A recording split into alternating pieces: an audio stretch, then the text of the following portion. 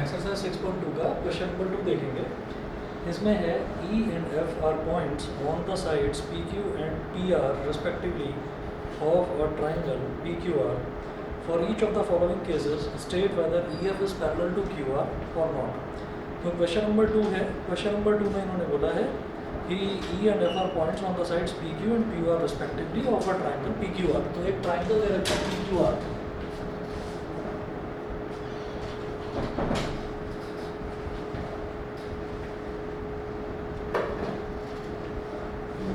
P, Q और R एक triangle दे रखा है PQR। और क्या है कि साइड PQ पर एक पॉइंट है E और साइड PR पर एक पॉइंट है F। तो देखिए PQ पर एक पॉइंट है E और PR पर एक पॉइंट है F।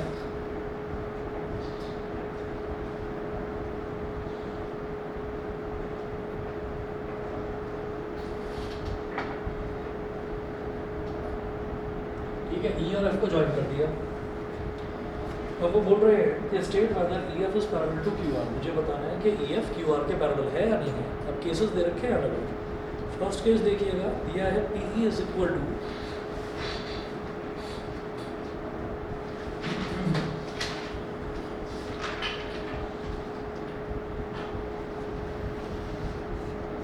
PE is equal to 3.9 centimetre comma EQ is equal to 3 centimetre.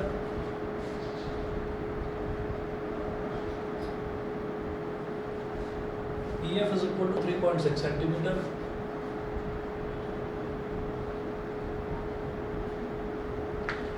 EF is equal to 3.6 centimeter and FR is equal to 2.4 centimeter.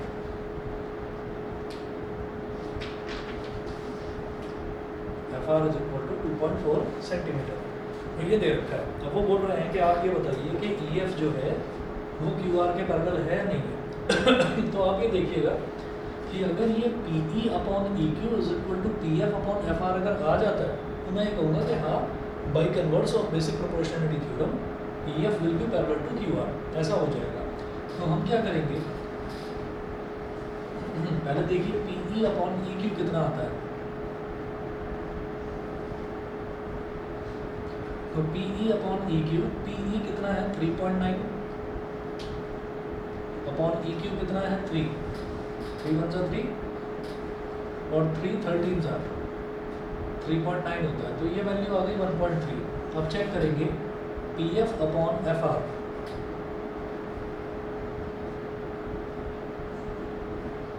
तो PF कितना है 3.6 और FR कितना है 2.4। पॉइंट से तो पॉइंट गया, 12 2 जा 24 और 12 3 जा 36। तो ये आ रहा है 3/2 यानी कि 1.5। तो हम ये कहेंगे since PE upon EQ is not equal to PF upon FR। PF upon FR, ये PE अपॉन EQ, ये वाला PE upon EQ PF upon FR के इक्वल नहीं है। So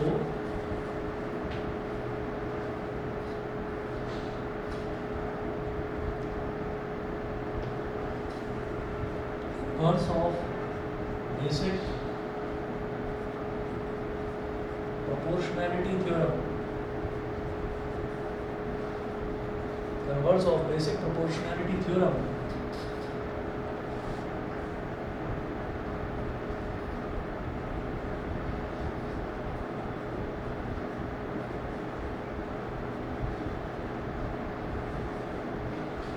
inverse of basic proportionality theorem is not satisfied. So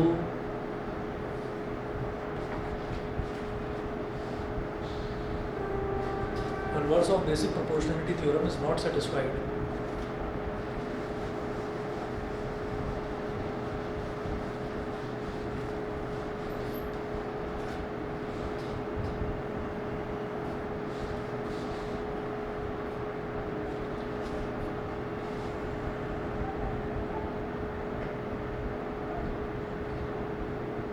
So EF is not parallel to QR। Parallel का sign बनाकर उसको काट दो कि वो QR के पैरेलल नहीं है। ठीक है, हमें तीनों केसेस में बताना है कि वो पैरेलल है या नहीं है, ये बताना है। सेकंड देखिएगा, सेकंड में क्या दे रखा है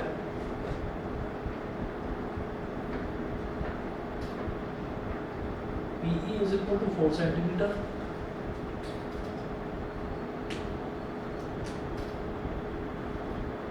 PE is equal to 4 centimeter. QE is equal to 4.5 centimeter.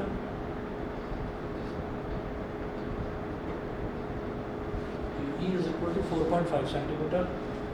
So PF is equal to 8 centimeter. और RF is equal to 9 centimeter.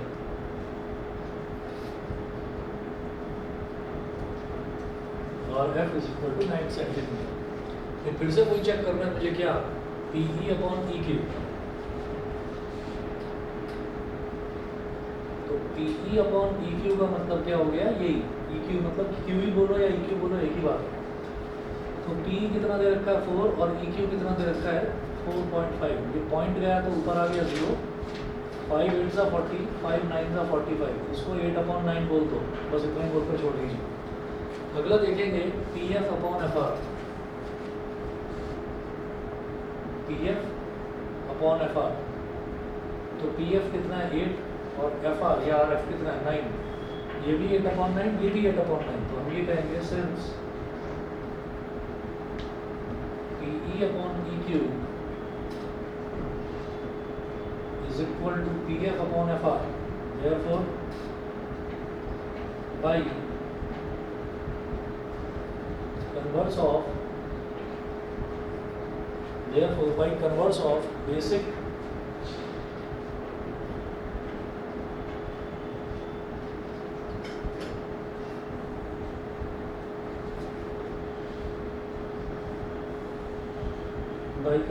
basic proportionality theorem,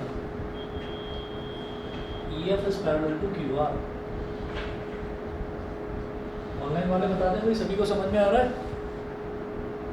yes ठीक है, चलिए आगे चलते हैं. थर्ड पार्ट देखते हैं इसका.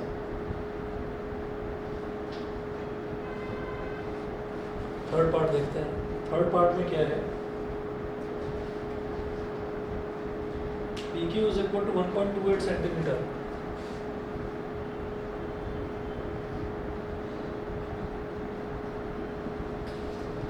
PQ is equal to 1.28 centimeter. PR is equal to 2.56 centimeter.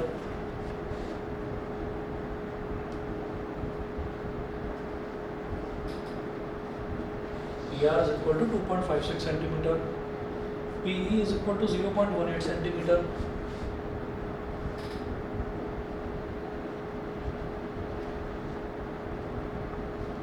PE is equal to 0.18 centimeter. And PF is equal to 0.36 centimeter. PF is equal to 0.36 centimeter. ये हो गया, ठीक है. इसके बाद देखिएगा यहाँ पर भी वही काम करना है कि PE अपॉन EQ देखना है, लेकिन EQ तो यहाँ पर दिखाई दे नहीं रहा है.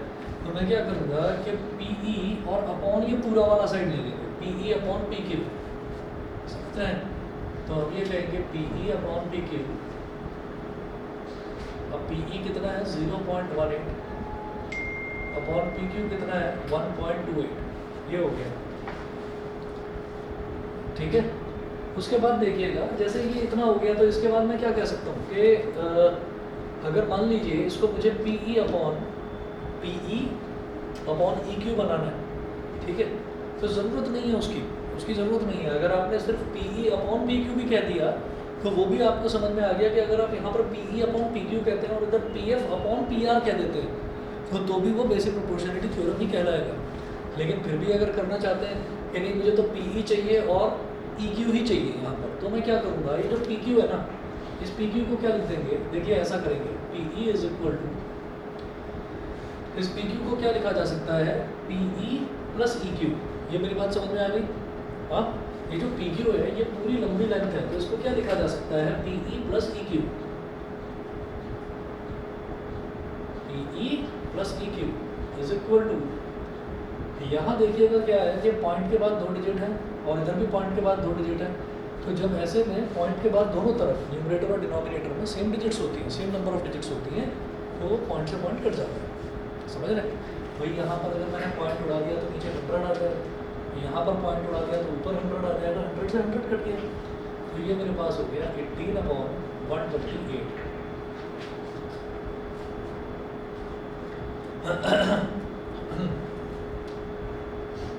अब जो ये चीज़ है इसको मैं स्प्लिट नहीं कर सकता, न्यूमरेटर में और डिनोमिनेटर में अगर दो टर्म्स एडिशन में लिखी हुई हैं तो उसको स्प्लिट नहीं करा जा सकता। हाँ, अगर यही दो टर्म्स न्यूमरेटर में लिखी होती तो मैं इसको स्प्लिट कर सकता था। तो क्या करेंगे,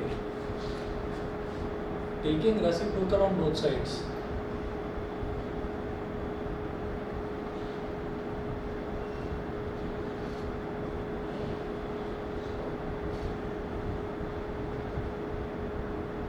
सर ये वाला क्वेश्चन जब मैंने किया था मैंने EQ और FR की वैल्यू निकाल दी थी और फिर PE/EQ कर दिया था। ये कोई बात नहीं, ऐसे भी कर सकते हो, ऐसे भी कर सकते हो कि जैसे मान लीजिए PQ है ना हमारे पास, तो PQ को हम सीधा सीधा लिखेंगे PE plus EQ is equal to 0.18 और उसमें PQ की वैल्यू डाल देंगे, ठीक है ना, सॉरी PE की वैल्यू डाल देंगे। तो वो जो आपने करा है वो भी ठीक है।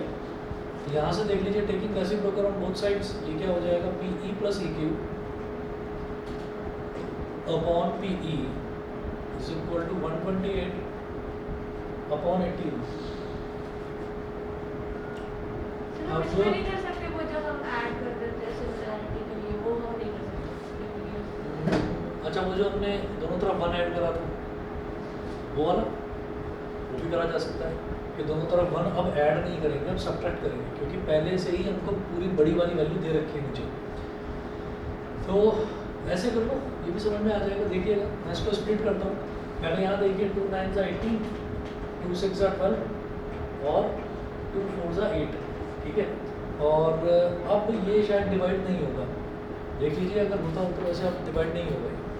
तो अब हम क्या करेंगे, जब न्यूमरेटर में ये दो टर्म्स आ गए तो अब इनको स्प्लिट करा जा सकता है। PE अपॉन PE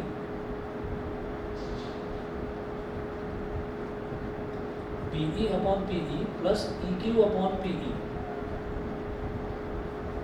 यहाँ PE से PE कट गया तो 1 आ गया और ये हो गया 64/9। तो 1 को उधर ले जाओ, EQ upon PE is equal to 64/9 minus 1। तो EQ अपॉन PE इसको सब्ट्रैक्ट करेंगे, 64 माइनस 9/9, ठीक है। तो 64 माइनस 9 क्या हो जाएगा, 64 में से 9 सब्ट्रैक्ट करिए, कितना हो गया, 55 हो गया। तो ये बन गया EQ upon PE is equal to 55/9। इसका रेसिप्रोकल ले लो तो क्या हो जाएगा, PE upon EQ is equal to 9/55। PE upon EQ की वैल्यू 9/55 आ गई। यहाँ तक क्लियर है? हाँ, अच्छा। अब जैसे इतना हो गया तो जो तुमने मेथड बताया अभी आप, वो वाला मेथड इससे बहुत आसान है। वो दूसरा मेथड देखिए आप क्या है। जैसे हमने क्या करा है कि PE अपॉन EQ करा है ना, तो अब इस लड़की ने क्या करा कि PE और PQ की हेल्प से पहले ही उसने क्या करा, उसने EQ निकाल लिया। तो इसी तरह से अब मेरे पास क्या है, अब मेरे पास यहाँ पर PF है और ये पूरी लेंथ PR है, तो मैं उसकी हेल्प से पहले ही FR निकाल लूँगा। देखो कैसे,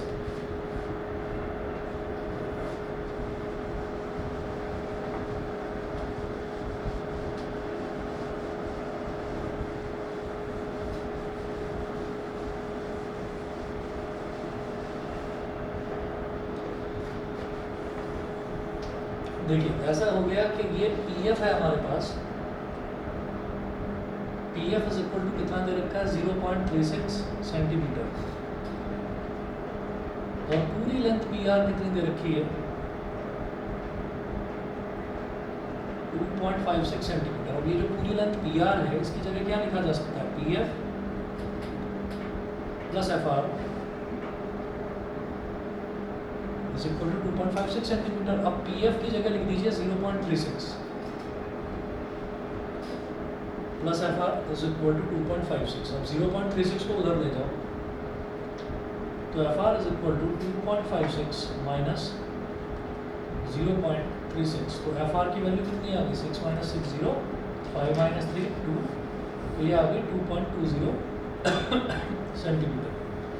ये ज़्यादा आसान रहा। हमारे पास पी एफ की वैल्यू है ही दे रखी थी और एफ आर की वैल्यू आ गई 2.20 सेंटीमीटर, समझ गए?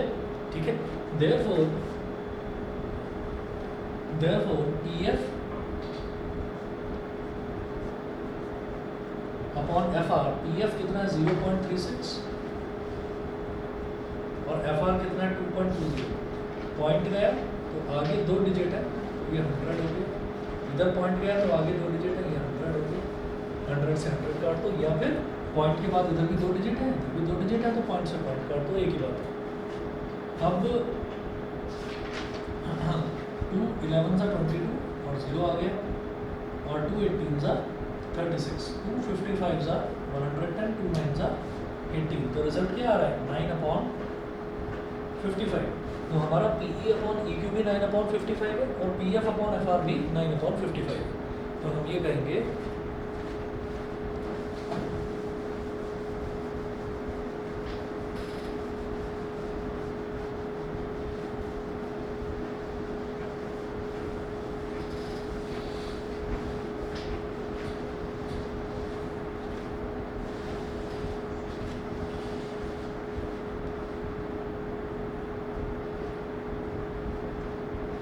since PE upon EQ is equal to PF upon FR, therefore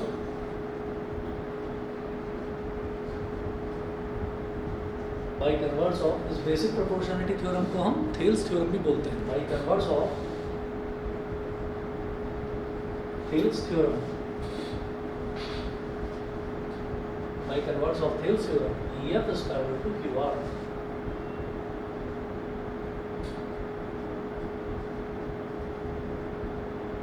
EF is parallel to QR. ठीक है, इसके बाद देखिएगा क्वेश्चन नंबर 3। क्वेश्चन नंबर 3 में एक फिगर दे रखी है इनको, इन्होंने बोला इन फिगर 6.18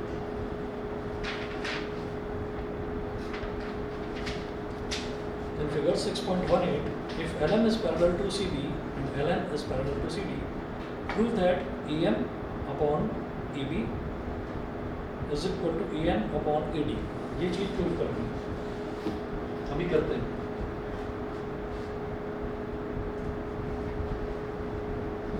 एक ट्रायंगल दे रखा है कुछ इस तरह से,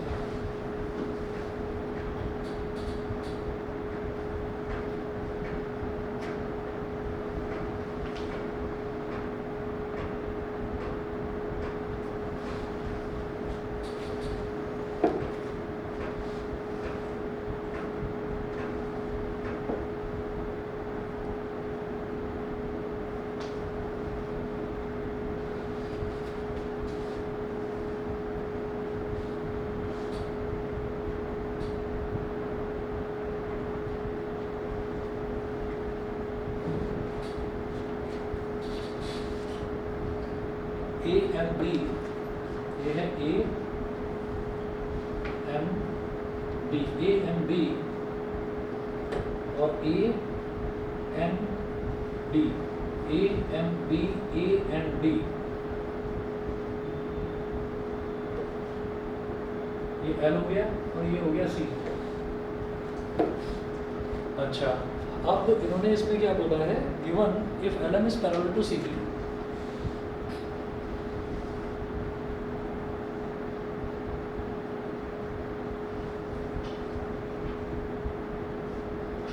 LN is parallel to CD और दूसरा दे रखा है LN is parallel to CD, LN is parallel to CD।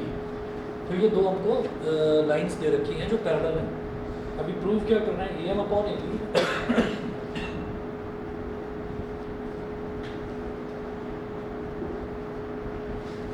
to prove AM upon AB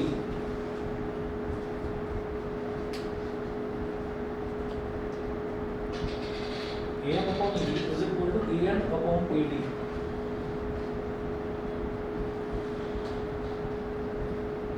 AM upon AB is equal to AN upon AD।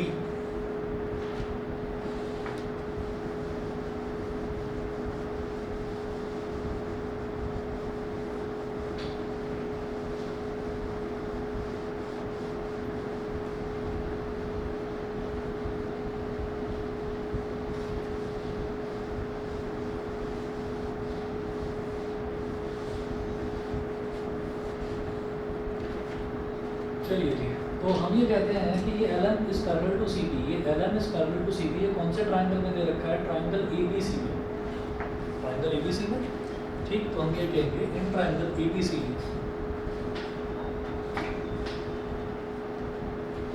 ये जो ट्राइंगल दे रखा है triangle ABC, LN is parallel to CD,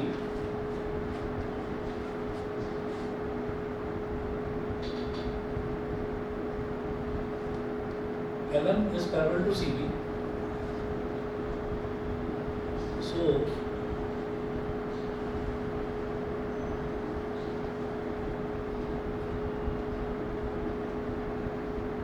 by basic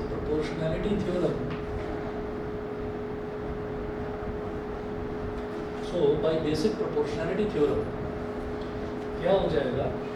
AL upon LC is equal to AM upon MB। समझ गए? ये समझे? दोबारा देखिए, भाई ये वाला ट्राइंगल है ABC, इसमें ये वाली लाइन और ये वाली लाइन पैरेलल है, तो AL upon LC is equal to AM upon MB, ये हो जाएगा। समझ गए? हाँ, AL upon LC is equal to AM upon MB, इसको बोल दीजिए इक्वेशन नंबर 1। ठीक है, इतना हो गया। Similarly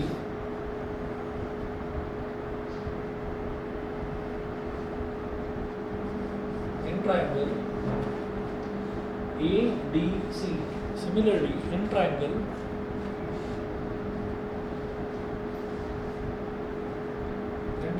ADC, LN is parallel to CD. So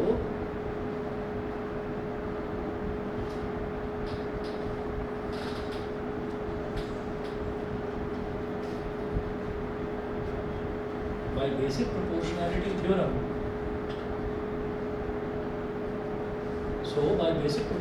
theorem, AL upon LC is equal to AN upon ND।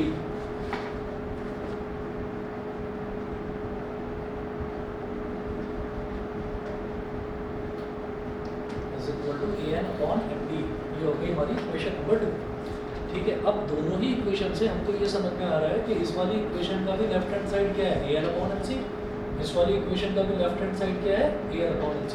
तो मैं क्या कर सकता हूँ? दोनों इक्वेशंस को इक्वेट कर सकता हूँ। ठीक है, तो हम ये कहेंगे इक्वेटिंग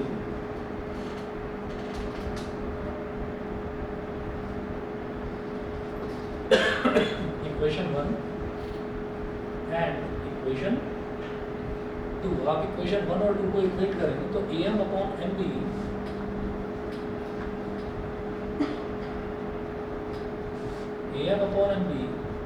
इज इक्वल टू क्या आ रहा है? AN upon MD। ये आ रहा है। ठीक है, अब मुझे प्रूव क्या करना है? प्रूफ में मुझे करना है AM upon AB is equal to AN upon AD। AM upon ये पूरी लंबी साइड AB और is equal to AN upon ये पूरी लंबी साइड AD। तो जब भी कभी हमको ये चीज़ करनी होती है कि जिसमें मुझको एक पूरी लंबी वाली साइड चाहिए होती है प्रूफ में, तो मुझे दोनों तरफ 1 ऐड करना होता है। लेकिन दोनों तरफ 1 ऐड करने से होगा क्या कि न्यूमरेटर और डिनोमिनेटर दोनों ऐड होकर न्यूमरेटर में आ जाएंगे। डिनोमिनेटर एज इट इज रहता है, MB इधर भी MB ही रहेगा, ND इधर भी ND ही रहेगा। तो हमें डिनोमिनेटर MB और ND ये चाहिए ही नहीं मुझे फाइनल प्रूफ में। फाइनल प्रूफ में एक तो पूरी लंबी साइड AB चाहिए, एक पूरी लंबी साइड AD चाहिए, उसके अलावा मुझे AM और AN चाहिए। मुझे ये नीचे वाली साइड MB और ND नहीं चाहिए। यहाँ पर अगर मैं सीधा सीधा 1 ऐड कर दूंगा तो मुझे MB और ND मिलेगा।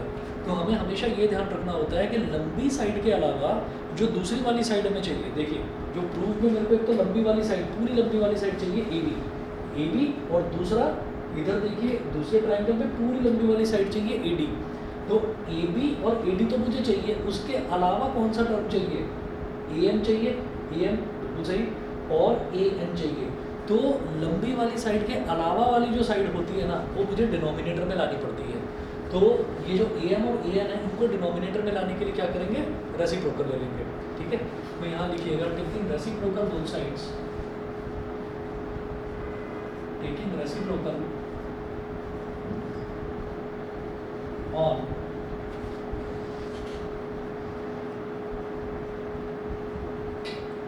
reciprocal on both sides.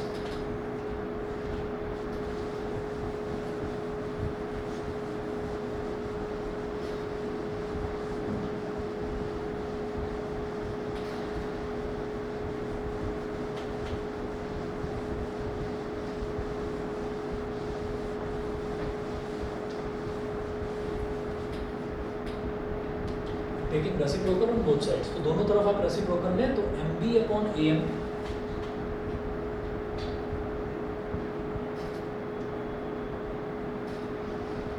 MB upon AM is equal to ND upon AM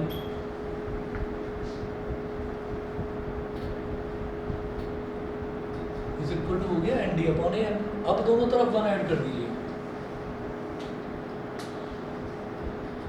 Add 1 on both sides.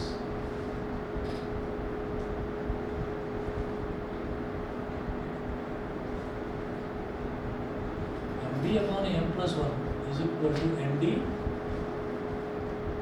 upon AM plus 1. ये हो जाएगा MB plus AM upon AM is equal to ND plus AM upon AM. ठीक है. अब जरा देखिए जब MB और AM ऐड हो जाएगा तो क्या हो जाएगा, समझ गए हम लोग. तो MB और AM जब ऐड हो जाएगा तो पूरी लंबी साइड आ जाएगी AB. तो ये क्या हो गया AB अपॉन AM. और ND और AM जब ऐड हो जाएगा, ये ND और AM जब ऐड हो जाएगा तो पूरी लंबी साइड आ जाएगी AD. AD upon AM. Now taking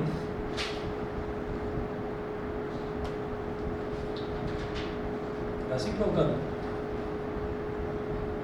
on both sides. और दोनों तरफ रेसिप्रोकल ले लीजिए तो क्या हो जाएगा, AM upon AB is equal to AN upon AD. और देखिए यही हमको प्रूव करना था. समझ गए? ठीक है. ऑनलाइन वाले बच्चे बताए भाई, क्लियर है इतना? Yes sir. Yes. ठीक है. चलिए 1 मिनट वेट करिए बस, मैं 1 मिनट में आ रहा हूँ.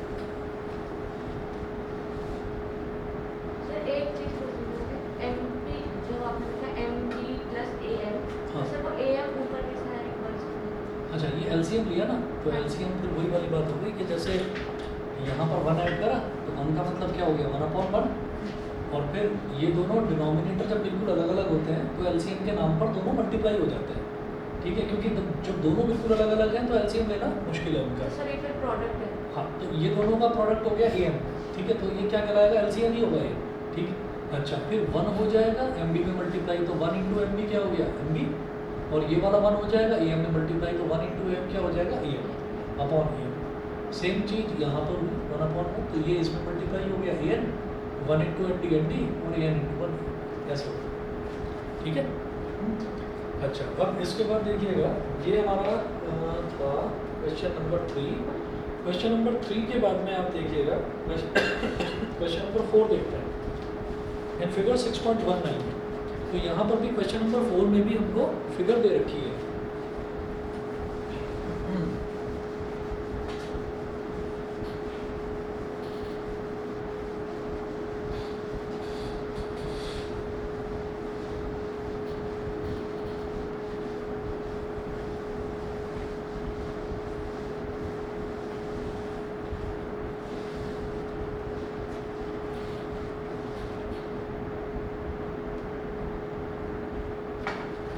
क्वेश्चन नंबर 4 में फिगर दे रखी है 6.19। फिगर देखते हैं जरा।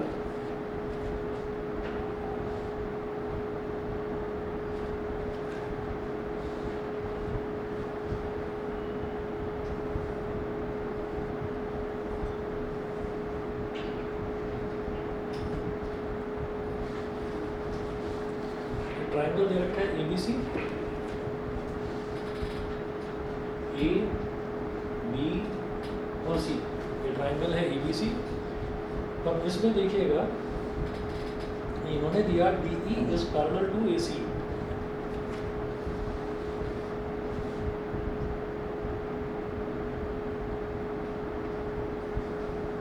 एक लाइन पहले बनाएंगे DE कुछ इस तरह से कि वो AC के पैरेलल दिखाई दे, कि DE is parallel to AC।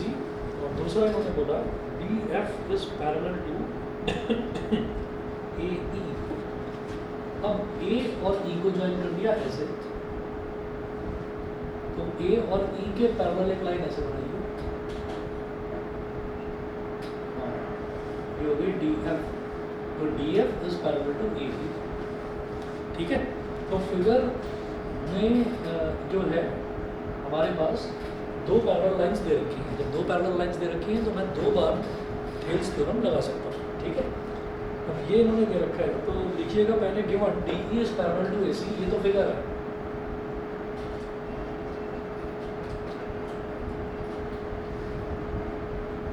Given DE is parallel to AC, DE is parallel to AC and DF is parallel to AE.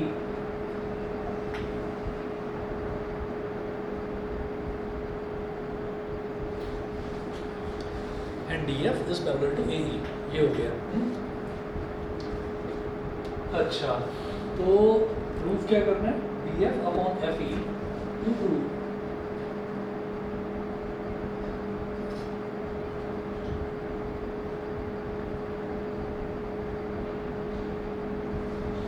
DF upon FE is equal to DE upon EC.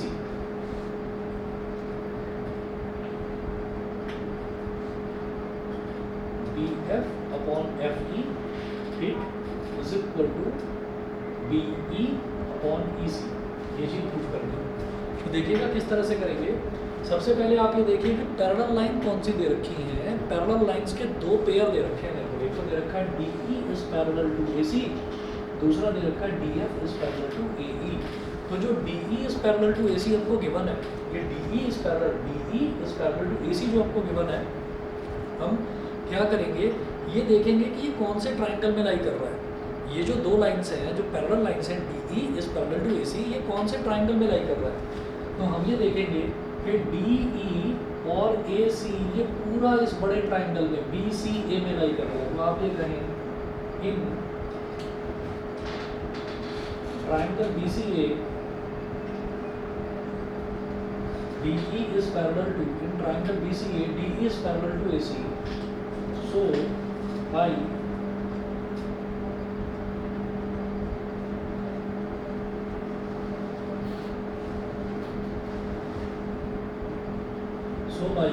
Basic proportionality theorem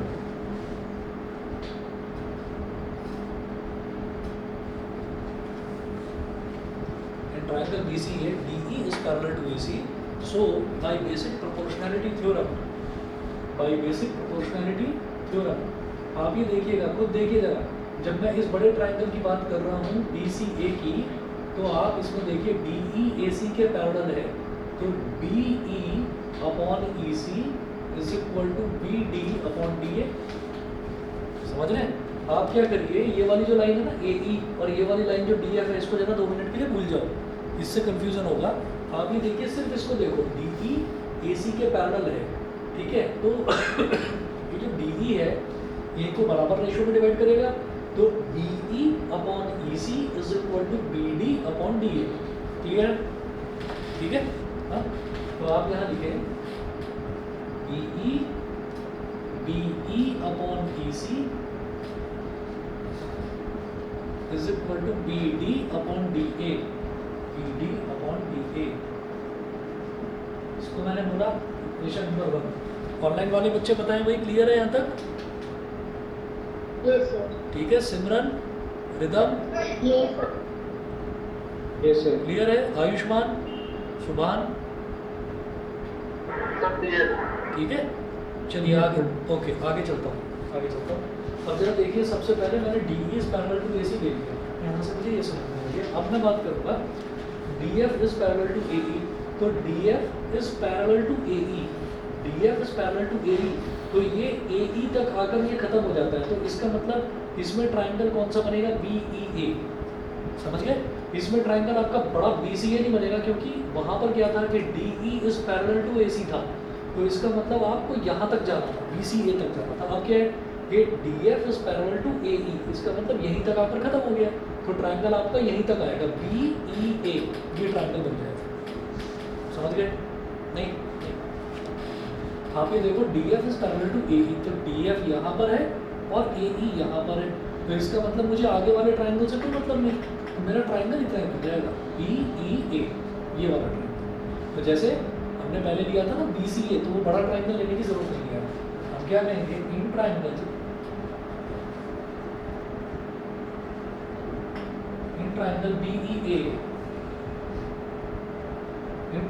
BEA, DF is parallel to AE.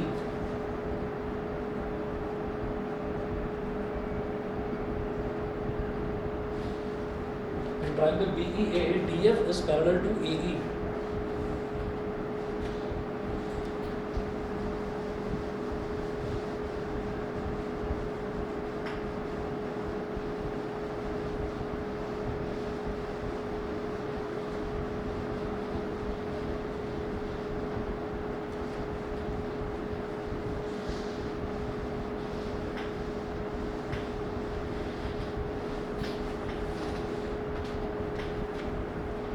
DF is parallel to AE में क्या बोलूँगा मैं, ये DF AE के parallel है, तो इसका मतलब BF upon FE is equal to BD upon DA। सो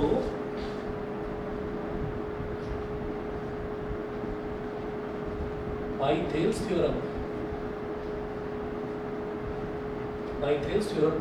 मतलब बेसिक प्रोपोर्शनैलिटी थ्योरम। मैं बार बार क्यों लिख रहा हूँ, ताकि याद रहे कि बेसिक प्रोपोर्शनैलिटी थ्योरम और थेल्स थ्योरम एक ही बात है, ठीक है? तो by Thales theorem BF upon FE is equal to BD upon DA। BF upon FE is equal to BD upon DA। Equation number 2। यहाँ देखिएगा कि इक्वेशन नंबर 1 में भी ये वाली टर्म आ रही है BD अपॉन DA, और इक्वेशन नंबर 2 में भी ये वाली टर्म आ रही है BD अपॉन DA। तो इसका मतलब मैं इक्वेशन नंबर 1 और 2 दोनों को इक्वेट कर सकता हूँ। तो equating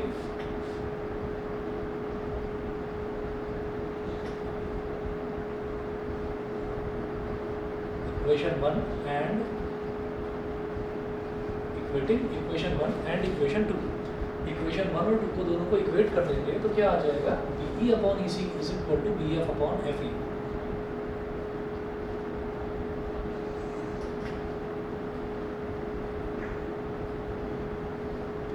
BE upon EC is equal to BF upon FE, और यही हमको प्रूव करना था। समझ गए? ठीक है, चलिए जी। इसके बाद देखिएगा क्वेश्चन नंबर 5 में भी फिगर दे रखी है।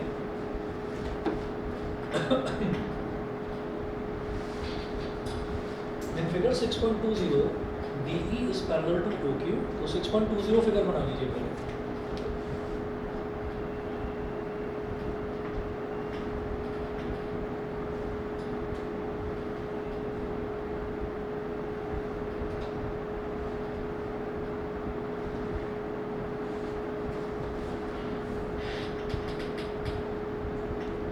PQR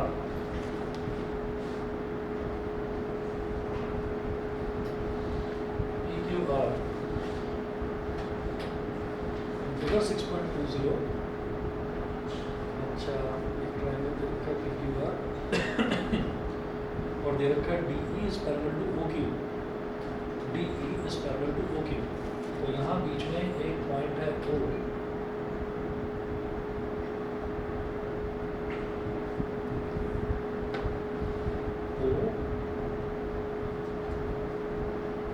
और P को O से ज्वाइन करो, ऐसे ही R को O से ज्वाइन करो, R को O से ज्वाइन करो। अब है DE is parallel to OQ। यहाँ पर पॉइंट है हमारा D।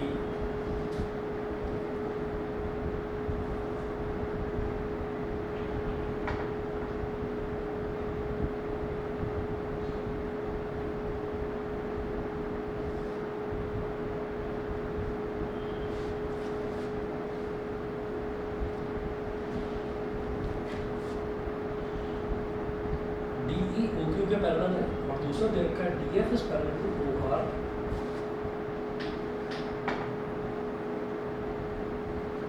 इधर DF OR के पैरेलल है।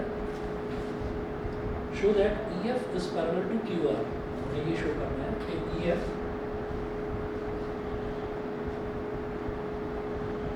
जो है वो इस पूरी लंबी साइड QR के पैरेलल है। हमको ये चीज़ शो करनी है।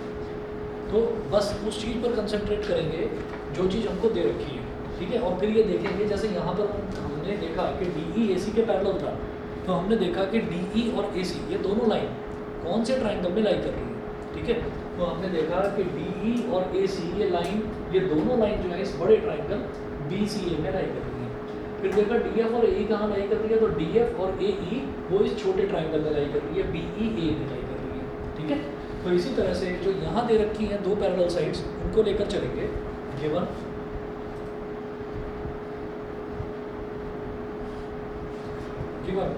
DE is parallel to OQ,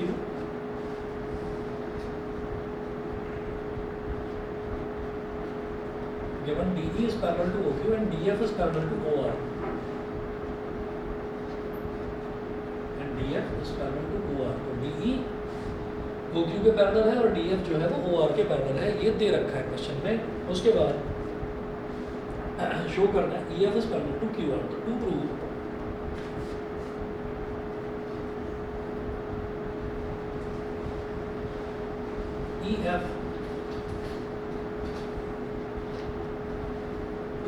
EF is parallel to QR, ये हमको प्रूव करना है।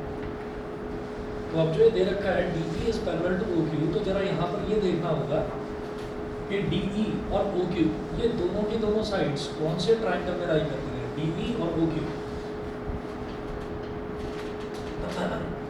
तो DE और OQ कौन से ट्रायंगल में लाई कर रही है, ट्रायंगल POQ में। तो लिखिएगा इन ट्रायंगल POQ। सर इस टाइप के जो क्वेश्चन होते हैं हम ऐसे भी कर सकते हैं कि जैसे ट्रायंगल DE है और ट्रायंगल QOR है, तो जैसे DE में OQ के पैरेलल होते हैं, DF OR के, तो EF अपने आप QR के पैरेलल।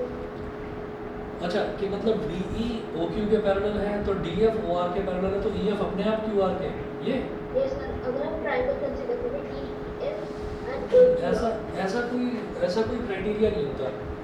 तो हमको कोई ना कोई थ्योरम जरूर यूज़ करनी पड़ेगी उसमें, समझ रहे हैं। कोई ना कोई थ्योरम यूज़ करनी पड़ेगी। आगे हम सिमिलैरिटी क्राइटेरिया भी करेंगे, तो सिमिलैरिटी क्राइटेरिया में भी ऐसा क्राइटेरिया नहीं है कि कोई दो साइड्स पैरेलल हैं तो तीसरी साइड भी पैरेलल होगी, ऐसा नहीं होगा, ठीक है। देखिएगा मैं यहाँ पर दे रहा हूँ, जब मैंने कहा कि ये दे रखा है DE is parallel to DE is parallel to OQ, तो DE और OQ कौन से ट्राइंगल में लाई कर रहा है? POQ में। तो in triangle POQ DE is parallel to OQ।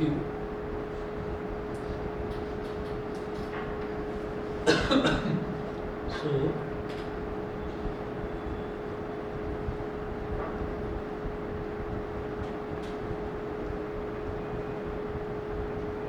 by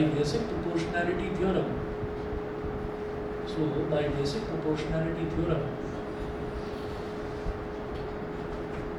proportionality theorem, PD upon DO is equal to PE upon EQ, ठीक है?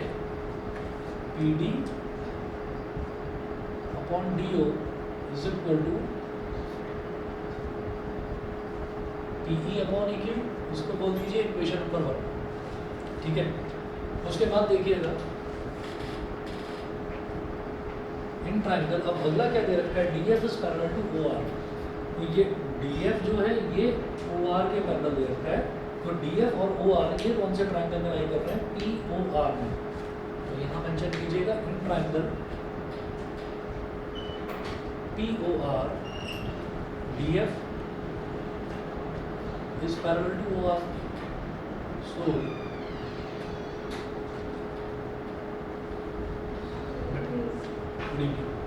so by basic proportionality theorem,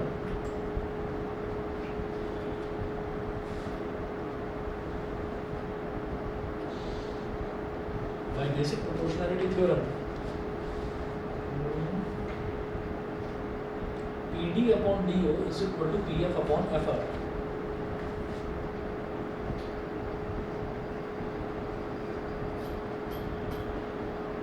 Is equal to PF upon FR. ये हो गया equation number 2, ठीक है? अब दोनों ही equations में क्या देखने को मिल रहा है? दोनों ही इक्वेशन में आप ये देखिए कि यहाँ पर मुझे ये दिखाई दे रहा है कि ये PD अपॉन DO के इक्वल है, तो ये भी PD अपॉन DO के इक्वल, ये भी PD अपॉन DO के equal. It implies that equating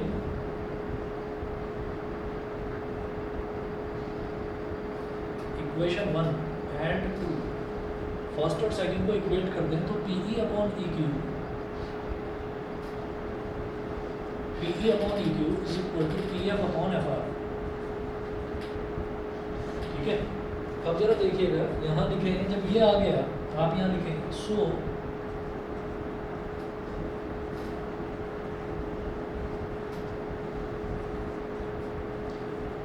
bye converse of Thales theorem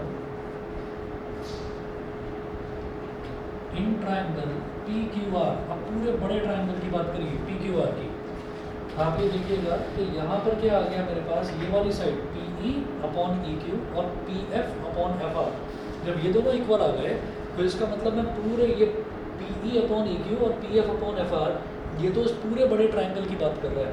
तो अब E और F को ज्वाइन करने वाली लाइन क्या हो गई? EF, और Q और R को ज्वाइन करने वाली लाइन QR, तो EF will be parallel to QR, ठीक है?